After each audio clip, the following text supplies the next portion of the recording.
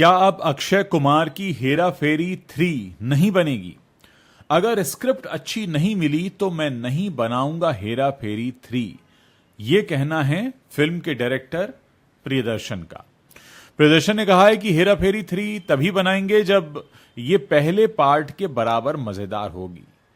फिर हेरा फेरी 3 को लेकर अब एक नई तरीके का सस्पेंस सामने आ गया है। दोस्तों, आज हम बात करेंगे बॉलीवुड की उस फ्रेंचाइजी के बारे में जिसने हमें सालों से हंसाया है, जो हमारे दिलों में बस चुकी है। हम बात कर रहे हैं हेरा फेरी की। और इस समय जो एक सवाल अचानक से कौंध रहा है हेरा फेरी के फैंस के दिमाग में, वो ये है कि क्या अब अक्षय कुमार की हेरा फेरी 3 नहीं बनेगी? असल में सवाल इसलिए उठ रहा है क्योंकि हाल ही में इस फिल्म के डायरेक्टर प्रियदर्शन ने एक ऐसा बयान दिया जिसने इस फिल्म के फैंस को झटका दे दिया है। सबसे पहले हम आपको थोड़ा सा पीछे लेकर चलते हैं और आपको याद दिलाते हैं कि साल 2000 में, आज से 25 साल पहले रिलीज हुई फिल्म हेरा फेरी एक कॉमेडी फिल्म थी, जो मलयालम फिल्म रामजी राव स्पीकिंग का रीमेक थी। डायरेक्टर थे प्रियदर्शन और लीड रोल में थे अक्षय कुमार राजू के रोल में, परेश रावल, बाबूराव गणपत राय आप्टे के रोल में और सुनील शेट्टी श्याम के रोल में। फिल्म की कहानी 3 बेरोजगार दोस्तों की थी जो एक गलतफहमी से अमीर बनने की कोशिश में फंस जाते हैं। बॉक्स ऑफिस पर यह काफी कामयाब रही थी, लेकिन समय के साथ ये कल्ट क्लासिक भी बन गई। डायलॉग्स इस फिल्म के ये बाबूराव का स्टाइल है और 25 दिन में पैसे डबल, ये आज भी लोगों की जुबान पर आपको मिल जाते हैं।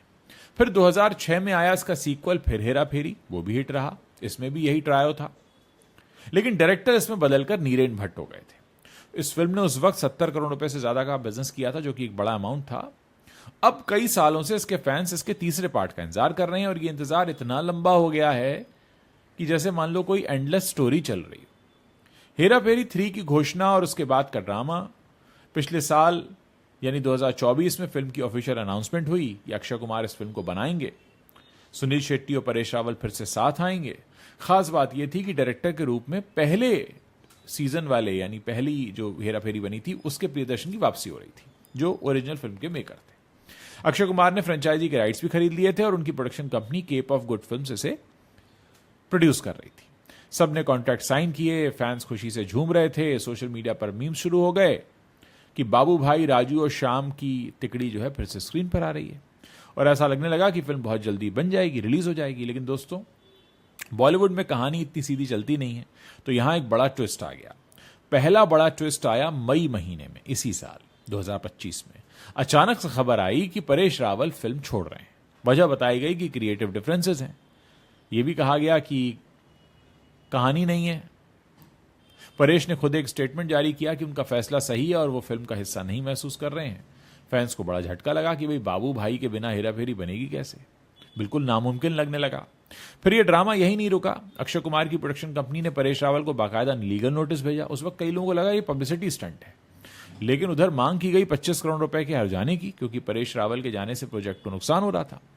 परेश ने 11 लाख रुपए का जो साइनिंग अमाउंट लिया था वो ब्याज समेत लौटा दिया, लेकिन विवाद बढ़ने लगा। मीडिया में खबरें छपी कि यह सब पब्लिसिटी स्टंट है और फिल्म को हाइप देने के लिए ये सब कर रहे हैं। अब फैंस कंफ्यूज हो गए कि मामला क्या है, सच में कुछ है या ऐसे ही कुछ चल रहा है। फिर जून 2025 में, अगले महीने, दूसरा ट्विस्ट आया। परेश रावल ने इस फिल्म में वापसी का ऐलान कर दिया। उन्होंने कहा कि हमारी कुछ फाइन ट्यूनिंग हुई है और अब हम सब ठीक है, फिर से मैं फिल्म करूंगा और शूटिंग फरवरी मार्च अगले साल 2026 में शुरू होने वाली है। लेकिन फैंस के मन में सवाल बाकी थे कि क्या यह सब कुछ सच में पब्लिसिटी स्टंट था। फिर अक्षय कुमार ने इस पर चुप्पी भी तोड़ी और पत्रकारों से बातचीत में उन्होंने कहा कि नहीं, ये पब्लिसिटी स्टंट नहीं था, ये मामला लीगल हो गया था और जब लीगल चीजें इन्वॉल्व होती हैं तो हम इसे पब्लिसिटी स्टंट नहीं कह सकते, ये रियल था। लेकिन अब सब कुछ ठीक हो गया है, जल्दी एक अनाउंसमेंट हो सकती है। हाँ, कुछ ऊंच नीच हुई थी, लेकिन अब सब कुछ ठीक है और हम फिर साथ में आ चुके हैं और हम साथ साथ फिल्म में देखेंगे। अक्षय के इस बयान ने थोड़ी राहत दी, लेकिन विवाद का असर रहा। प्रियदर्शन ने भी इस पर बात की। उन्होंने कहा कि वो साउथ इंडिया में रहते हैं और फिल्म साइन होने पर ही शूट करेंगे। फिर उन्होंने जोर दिया कि उनका कमिटमेंट सिर्फ अक्षय कुमार से है, वो सिनेमा की राजनीति में पड़ते नहीं हैं। परेश के साथ कोई इशू नहीं था, बस ओपिनियन डिफरेंसेस थे जो हमने सुलझा लिए। प्रियदर्शन ने फिर यह भी कहा कि कुछ बैड फोर्सेस थी जो परेश को प्रेशराइज कर रही थी, लेकिन अब सब कुछ क्लियर है। तो लोगों को लगा कि भाई अब सब क्लियर है। अब आते हैं हम लेटेस्ट ट्विस्ट पर, जो इस पूरी कहानी को और सस्पेंसफुल बना रहा है। 21 सितंबर 2025 के दिन पिंकविला से बातचीत में प्रियदर्शन ने खुलासा किया कि वो हेरा फेरी 3 तभी बनाएंगे जब स्क्रिप्ट पहले पार्ट जितनी मजेदार और अच्छी होगी। मतलब ये कि स्क्रिप्ट तैयार नहीं है। उन्होंने कहा कि मैं ये नहीं कह सकता कि मैं थर्ड पार्ट कर रहा हूं जब तक कि मैं ऐसी फिल्म न क्रैक कर लूं जो कि पहले इंस्टॉलमेंट के साथ जस्टिस करे, क्योंकि वो बहुत बड़ी हिट थी। और अगर मैं थर्ड पार्ट बनाऊं तो मैं ये सुनिश्चित करूंगा कि पहले पार्ट देखने वाले लोगों के लिए उतनी ही मजेदार हो ये, और जब तक फिल्म पूरी नहीं होती मैं थर्ड पार्ट शुरू नहीं करूंगा। उन्होंने ये भी कहा जब तक स्क्रिप्ट पूरी नहीं होती, और अगर स्क्रिप्ट मेरी उम्मीद के अनुसार अच्छी नहीं बनी तो मैं फिल्म नहीं बनाऊंगा। मैंने अपने करियर में कुछ ऊंचाइयां हासिल कर ली हैं जहां से मैं बुरी तरह नीचे नहीं गिरना चाहता। अब ये बयान जो है ये फैंस को बड़ा झटके की तरह लग रहा है। मतलब फिल्म की शूटिंग अप्रैल 2025 में शुरू होने की खबरें आई थी, प्रोमो वगैरह शूट हुआ था, यह भी कहा गया कि एक पहला सीन भी शूट हो गया है, लेकिन अब प्रियदर्शन कह रहे हैं कि स्क्रिप्ट पर अभी काम चल रहा है। तो क्या शूटिंग रुक गई है, या ये सिर्फ परफेक्शन की बात है? क्या परेश रावल इसलिए छोड़कर गए थे कि फिल्म की स्क्रिप्ट तैयार नहीं थी? अब कई तरह के सवाल उठ रहे हैं। दोस्तों, सवाल यह है कि मेकर्स को हेरा फेरी 3 बनाने में इतनी दिक्कतें आ क्यों रही हैं? तो सबसे बड़ी और पहली दिक्कत है एक्सपेक्टेशंस की। ओरिजिनल फिल्म एक आइकनिक फिल्म बन चुकी है, और थर्ड पार्ट को भी वैसा ही मजेदार बनाना एक बहुत बड़ा चैलेंज भी है। प्रियदर्शन खुद कहते हैं कि काफी चैलेंजिंग होगा, क्योंकि फैंस की उम्मीदें बहुत ज्यादा हैं। दूसरी दिक्कत है क्रिएटिव डिफरेंसेस। परेश रावल का जाना आना इसी का नतीजा था। रिपोर्ट्स में यह भी कहा गया कि मॉनेटरी इश्यूज और क्रिएटिव क्लैशेस थे। तीसरा ये कि कुछ लीगल टेंगल्स भी थे। जब परेश गए तो लीगल नोटिस और सूट की बात हुई जो प्रोजेक्ट को डिले कर सकती थी। चौथा ये कि प्रोडक्शन की दिक्कतें। अक्षय की कंपनी इसको बैक कर रही है, लेकिन स्क्रिप्ट राइटिंग में समय लगता है। प्रियदर्शन ने कहा कि वो अगले साल स्क्रिप्ट पर काम शुरू करेंगे, लेकिन अभी भूत बंगला और सैफ अक्षय वाली फिल्म पर उनका फोकस है। पांचवा यह मामला है कि फैंस का प्रेशर बढ़ता जा रहा है। सोशल मीडिया पर हर दिन अपडेट्स मांगे जाते हैं, मीम्स बनते हैं जो मेकर्स पर दबाव डालते हैं, और आखिर में बॉलीवुड की जो रियलिटी है, जहां फ्रेंचाइजीज को कैश करने की होड़ में अक्सर क्वालिटी को कॉम्प्रोमाइज किया जाता है। लेकिन प्रियदर्शन जैसे मेकर जो हैं वो रिस्क नहीं लेना चाहते। लेकिन इस सबके बीच क्या हेरा फेरी 3 बनेगी या नहीं, लेटेस्ट अपडेट से लगता है कि अभी सस्पेंस है। यानी अगर स्क्रिप्ट अच्छी नहीं लगी प्रियदर्शन को तो वो नहीं भी बनाएंगे, कह चुके हैं। परेश रावल ने 19 सितंबर को कहा कि बहुत कुछ हुआ है, लेकिन उनका प्रियदर्शन से बॉन्ड नहीं बिगड़ा है। उन्होंने कंफर्म किया कि फिल्म पर काम चल रहा है, शूटिंग मिड 2026 तक खत्म हो सकती है और रिलीज होगी है 2027 में। लेकिन प्रियदर्शन का जो बयान है कि स्क्रिप्ट अगर परफेक्ट नहीं हुई तो फिल्म रुक सकती है, नहीं बनाऊंगा, इसको सुनकर फैंस निराश है। अब अच्छी बात यह कि अगर बननी है तो वैसी ही बनेगी जैसी कि पहला पार्ट जो बना था उससे मैच कर जाए। अक्षय भी कह चुके हैं कि सब ठीक है और हम तीनों हमेशा साथ रहेंगे। दोस्तों, ये कहानी अभी खत्म नहीं हुई है।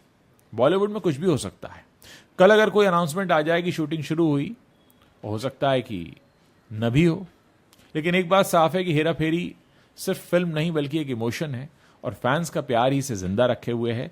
अब यहां देखना यह है कि स्क्रिप्ट जो अभी लिखी जा रही है वो प्रियदर्शन को कितनी पसंद आती है, वो उससे कितना कन्विंस होते हैं, और इस हद तक कन्विंस हो पाते हैं कि नहीं कि जो पहला इंस्टॉलमेंट था हेरा फेरी का, जो पहली फिल्म थी ओरिजिनल साल 2000 में जो आई थी, क्या उससे मैच करेगा?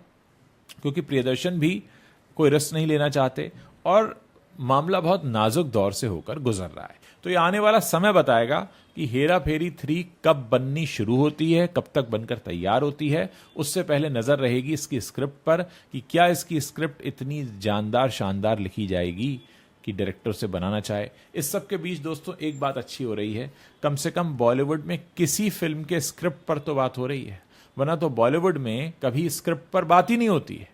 आता है 100 करोड़ की फिल्म बनेगी फलां हीरो के साथ, ना कहानी का कुछ पता होता है ना डायरेक्टर का। तो अब बॉलीवुड वहां पर आ रहा है जहां पर होना चाहिए कि भाई पहले स्क्रिप्ट तैयार हो, कहानी में जान हो, फिर आप किसी को साइन करें या लेकर आए, वो बात की बात है। पहला हीरो फिल्म का स्क्रिप्ट होती है। शायद अब बॉलीवुड को ये समझ में आने लगा है।